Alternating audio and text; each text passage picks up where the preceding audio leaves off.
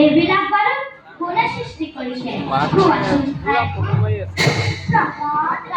তুমি নিচেই আমাৰ ৰাজ্যত যিমানবোৰ বস্তু আছে সকলোচোন আমাৰ প্ৰজাসকলে চলাই আমাৰ ৰাজকাৰেঙত দিনে ৰাতিয়ে ইমান মালি মালিনীয়ে কাম কৰি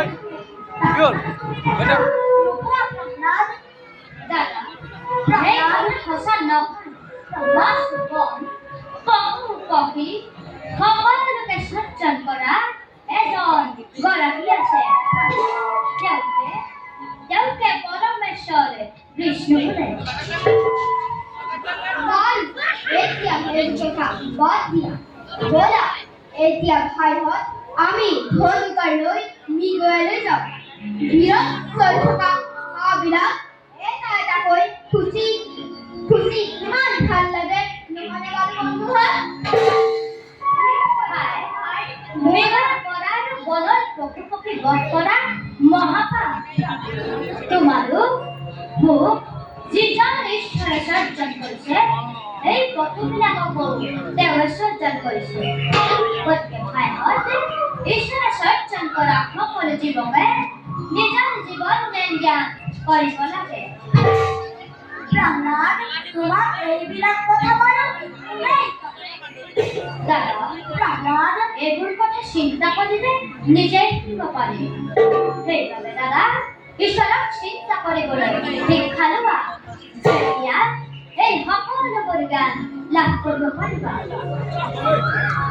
ভাই প্ৰহ্লাদ ঈশ্বৰক চিন্তা কৰিবলৈ প্ৰথমতে কি কৰিব? ঈশ্বৰক চিন্তা কৰিবলৈ তেওঁ অনন্ত মহিমা কীৰ্তন কৰিব লাগে। কাৰণ হৰিনামৰ বাহিৰে জগতত কোনো বস্তুৰ দ্বাৰা ঈশ্বৰক পাব নোৱাৰি। সেইবাবে পবিত্ৰ হৰিনাম গাবলৈ সকলোৰে শিক্ষা লোৱা। ঈশ্বৰে আমাক করুণা কৰিব। ভাই প্রহ্লাদ, তুমিনো হরিনাম গাবলৈ ক'ত শিকিলা? কোনে শিকালে তোমাক? ভাই, হরিনাম গাবলৈ কোনে শিকাব নালাগে।